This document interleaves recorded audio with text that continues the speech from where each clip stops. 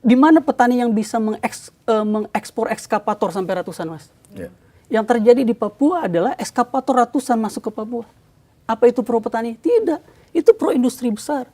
Tapi kan yang ada di Merauke itu kan bukan hutan. Yang ada di situ adalah rawa.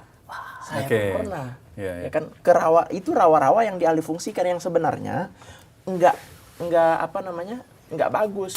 Kita butuh lahan baru untuk mengejar ketertinggalan terkait dengan swasembada.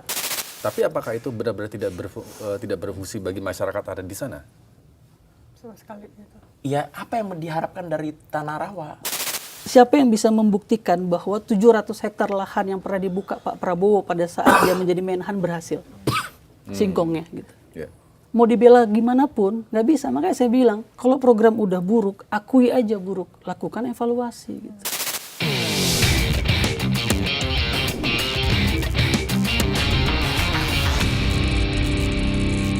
Pak Prabowo pada saat dia menjadi Menhan itu melakukan deforestasi 700-an hektar di Kalimantan Tengah, di Gunung Mas, gitu ya.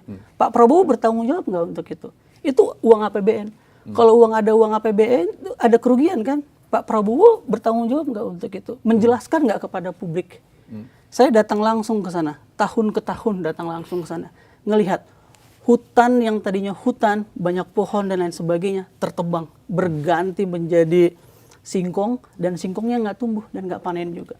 Kita kritik gitu, kita bilang, bahkan sebelum itu ditebang, udah kita bilang, bahwa ini bukan lahan yang untuk bisa ditebang, bukan lahan yang untuk bisa ditanamin. Tapi pemerintah nggak dengar kita kan. Sampai sekarang itu menjadi proyek mangkrak. Kalau tidak mangkrak, buktikan Mas. Atau pemerintah buktikan. Atau uji kalimat saya gitu ya, bahwa yang di Gunung Mas berhasil. Pak Mentan misalnya. Beliau kan sering gembar-gembor ya, jutaan hektaran sebagainya. Buktikan gitu. Sama kayak tadi waktu ngomongin apa Mas? 2 triliun apa? Penggilingan padi. Penggilingan padi. Ini kan aneh ya. Pak Prabowo itu untuk pangan itu industrialisasi sekali. Beliau mengkritik industri-industri besar kan. Kebijakan Pak Prabowo itu tidak pro dengan petani. Kenapa? Karena beliau setuju dengan yang namanya food estate. Membabat hutan jutaan hektar, membabat hutan ratusan ribu hektar. Dan itu merugikan petani. Ini yang di Papua ya? Yang di Papua. Dan itu menggunakan militer, itu menggunakan industri. Di mana petani yang bisa mengekspor ekskavator sampai ratusan, Mas? Yang terjadi di Papua adalah ekskavator ratusan masuk ke Papua. Apa itu pro petani? Tidak. Itu pro industri besar. Jadi sebenarnya salah kalau Pak Prabowo itu bangga dengan petani. Pak Prabowo nggak bangga sama petani kita. Karena Pak Prabowo lebih setuju dengan industrialisasi melalui food estate ketimbang menggunakan petani. Kalau Pak Prabowo memang benar-benar peduli dengan petani, maka Pak Prabowo harus menjadikan petani garda terdepan dan menjadi tulang punggung di dalam pertanian Indonesia. Buktikan di mana program Pak Prabowo yang menjadikan petani tulang punggung pertanian di Indonesia. Ada. Mas Alaimuddin punya buktinya Pak Prabowo menjadikan petani menjadi tulang punggung? Jadi gini, kita nggak bisa bilang bahwa Pak Prabowo nggak peduli petani hanya gara-gara satu narasi yang terus disebarkan oleh teman-teman dari kabinet bayangan atau Mas Iqbal gitu ya. Karena sebenarnya gini, kalau memang presiden itu nggak peduli pada petani, maka sampai hari ini harga pupuk pasti mahal. Tapi faktanya sampai hari ini justru petani itu menikmati harga pupuk yang murah. Bahkan lebih murah 20% daripada harga pupuk pasaran. Ya kan? Terus juga yang Mas Iqbal omongin terkait dengan misalnya tadi ada lahan hutan yang ditebang dan sebagainya, alih-fungsi lahan dan lain sebagainya. Tapi kan yang ada di Merauke itu kan bukan hutan. Yang ada di situ adalah rawa. Saya pun pernah. Ya kan, ke rawa itu rawa-rawa yang dialihfungsikan yang sebenarnya enggak bagus gitu. Makanya Bang Alaimuddin ke sana? Cek ke sana? Iya. Makanya waktu itu kan diajak sama Nusron Wahid. Ayo, kalau memang kita buktikan bareng-bareng. Ingat nggak waktu Nusron Wahid misalnya di UGM? Di UGM yang waktu itu ribut-ribut, marah-marah gitu kan. Itu kan Nusron Wahid ngajakin ke sana. Ayo dong, kita buktikan bareng-bareng gitu. Itu adalah lahan rawa yang enggak berfungsi sehingga difungsikan. Masalahnya adalah kenapa kemudian dinarasikan seolah-olah enggak peduli petani? Karena memang kan dibuka lahannya di situ.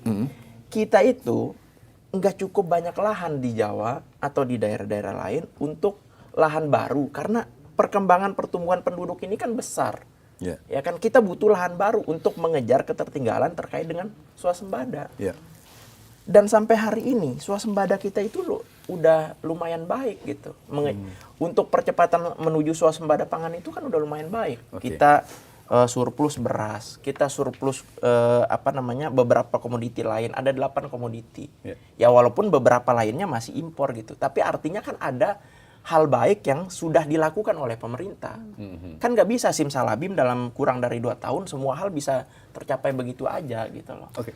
Saya mau dalamin soal tanah rawa tadi.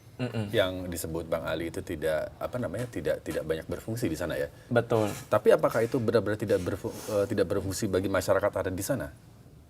Sama sekali gitu. Ya apa yang diharapkan dari tanah rawa? Memang masyarakat adat tidak memfungsikan itu? Ya masyarakat adat pasti butuh itu. Tapi faktanya hari ini masyarakat adatnya sudah menerima berbagai bantuan dari pemerintah berbentuk ekskavator, bukan ekskavator maksud saya yang buat pertanian, alat-alat pertanian dan lain sebagainya itu kan udah dinikmati sama teman-teman di sana. Ada kok banyak buktinya tersebar. Bahkan di akun Kementerian Pertanian juga ada gitu. Artinya nggak cuma fokus ke industri besar, tapi ke petani-petani yang ada di Papua juga dilibatkan gitu loh. Nggak cuma hanya sekedar oke nih kita buka nanti yang bawa ini dan lain sebagainya, enggak. Petani-petani di sana ada kok yang menikmati akhirnya dibukain lahan untuk sawah, cetak sawah dan lain sebagainya. Bahkan udah tanam padinya dan lain sebagainya ada gitu. Oke. Udah tarik nafas nih kamu. Ya, Kayaknya iya. mau menjawab nih. Iya, udah mulai mau ribut. Enggak. Tapi kalau seandainya pernyataan Mas Salimuddin ini adalah pernyataan pemerintah, sebenarnya sedih banget ya. Nah, saya bukan pemerintah. Iya. Kalau saya bilang tadi kan Mas Salimuddin udah kenal sama Pak Prabowo misalnya dari 2009 gitu. Iya. Atau ya punya akses lah pada Pak Mentan. Enggak Saya punya cuman mau bilang kayak gini. Percayalah sama ilmu pengetahuan. Percaya sama laporan-laporan riset gitu ya. Kebakaran hutan terbesar pertama kali di Indonesia itu di wilayah gambut yang dibuka jadi food estate di zaman Soeharto.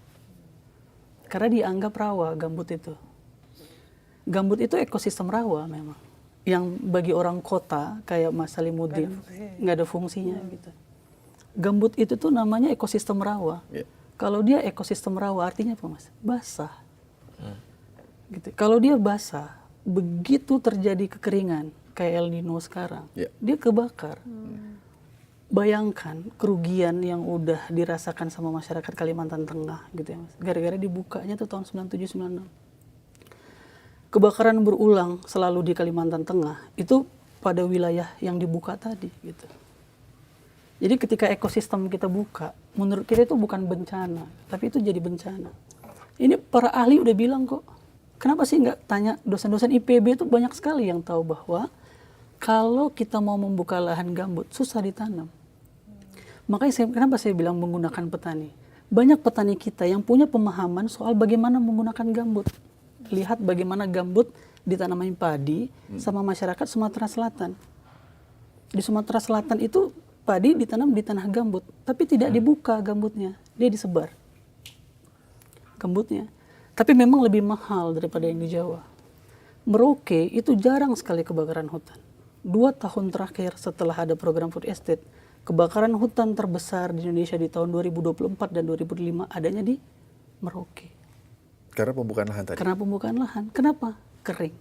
Disebut tadi bukan hutan, tapi Pak Raja Juli, Pak Julhas juga mention bahwa mereka melakukan pelepasan kawasan hutan 481 hampir 500 ribu gitu ya. Uji kalau yang saya sebutkan ini salah gitu ya. Nah, kawasan itu adalah kawasan hutan yang dia punya fungsi ekosistem. Yang di situ hidup biodiversity, hidup keanekaragaman hayati. Dan kita bergantung sama itu. Mereka mereserve karbon tuh besar sekali. Pak Edi Suparno misalnya, saya lihat di Instagramnya ya, 10 pohon ditebang dia bilang dia sedih sekali ya. Tapi dia nggak tegur Pak Julhas, gitu. Dia nggak tegur orang-orang di partainya yang melakukan penebangan pohon. Misalnya. Kenapa 10 pohon ditebang di Bandung ribut bukan main? Jutaan pohon ditebang di Papua, kita diam aja. Gitu. Jadi membuka lahan yang tentu tidak berhasil ini sulit. Gitu. Dan kalau kita lihat misalnya di Merauke, yang ditanam tebu, di mana letak orang Papuanya di sana? Orang Papua nggak makan nasi, mereka nggak makan padi, mereka nggak nanam padi, nggak punya kebudayaan itu. Mereka makan sagu. Bahkan di wilayah pesisir Melayu dimanapun, mulai dari Aceh sampai Papua, bahkan di kampungnya Mas Lebih di daerah Sumba. Ya, di Sumbawa, di Bima. Sagu itu jadi banyak makanan pokok. Gitu. Jadi di Sumbawa nasi Bima, di Bima Sumbawa, Pulau Sumbawa masih nasi. Jadi ada banyak tempat gitu ya, yang kita tuh harus perhatikan sebenarnya mereka punya kebutuhan apa. Jadi di wilayah Sulawesi bisa juga banyak. Kenapa kita harus membuka lahan sebegitu besar yang belum tentu berhasil?